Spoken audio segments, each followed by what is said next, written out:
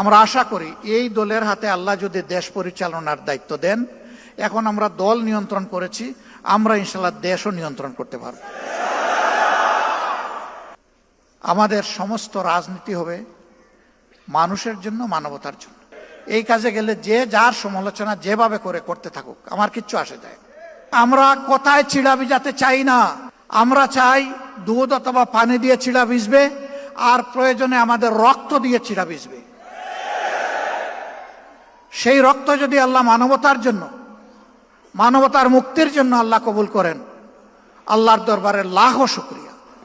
জামাত ইসলামী ইনশাআল্লাহ ইসলামী এবং দেশপ্রেমিক শক্তি, সবাইকে সাথে নিয়ে সমাজ বদলের আশা অন্তরে রাখে।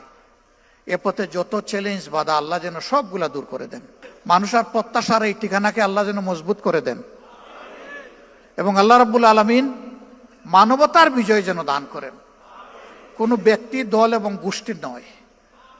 এই বিজয় যেন হয় মানবতার বিজয়।